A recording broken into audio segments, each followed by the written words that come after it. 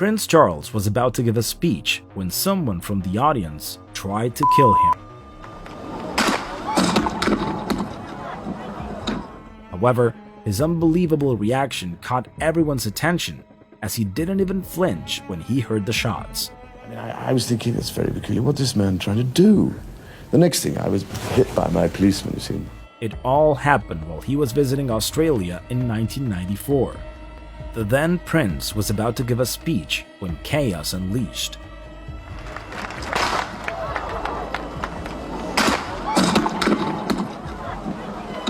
In the videos, two different shots are heard, and a lot of people start moving around just in front of him.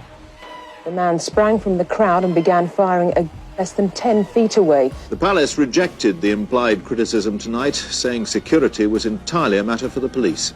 Lucky for Charles, had blanks instead of bullets. Stunned disbelief. I just couldn't believe I was seeing what I was seeing. I was just shocked and appalled, and I think we should learn some lessons from this. Well, those are the things that you certainly don't expect in this country.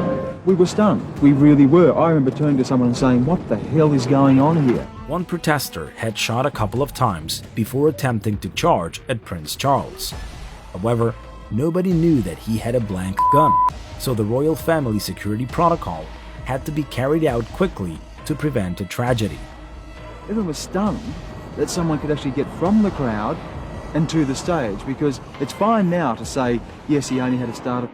We didn't know that at the time. Were they panicking, the crowd? They were very confused, and I think they were very afraid, and certainly people were coming toward the stage. Now, I was here with some security people and just saying to people, look, everything's okay, they've got hold of him, no one's being shot, just get back. The man who tried to attack him, whose name is David Kang, was 23 years old and a university student in Australia. His motive to shoot the prince was directly linked to the treatment that hundreds of Cambodian asylum seekers received as they were in detention camps in Australia. Within seconds, another shot had gone off, and this person had just careered into the podium. Now, at that stage, I was sitting just up there. I got out of my seat to make a lunge at this character, and he was on his hands and knees and cannoned into the official party, where of course everyone converged and just grappled with him. The job then was to keep everyone back and maintain some sort of order. The public present there couldn't believe what had happened, and many of them panicked when they heard the shots. Australia Day, traditionally a day of great celebration and remembrance. Instead, 1994 will be remembered as the time Prince Charles's life was threatened, a horrifying thought to most Australians. I just think it's terrible. Our future monarch, and he is still our future monarch, can come to Australia and still have his life threatened. I just think it's a terrible representation on Australia. Now, if you listen, that's the first shot. That's the second shot. Now, the reaction time between him reaching the prince and the second shot was about 5 seconds, which to me is far, far too slow. And the prince will then lie, you would have been, or at least seriously wounded. First sight of the incident, my officer was the first to the side of His Royal Highness and responded exactly as I would have expected him to, and responded as he's been trained. However, the most surprising thing in the recording is the way in which King Charles III doesn't even react to the situation, as his face isn't the face of a person who fears for his life. I must ask you, Australia Day? Yeah. A young man bolts out of the crowd and 2 shots are fired. What did you think? What was going on? Well, first of all, I found myself standing up there on the platform, waiting, as I thought, for 2 young achievers to come up and be given their prizes by me. And I couldn't understand. I was standing there, nothing was happening, looking around, wondering what was happening. And I thought perhaps they're going to come up the central aisle where the others had come up to receive their prize. And suddenly, up from the right-hand side, jumps a chap, running like hell towards me. And I thought, this chap's hellish keen on getting his prize, I think.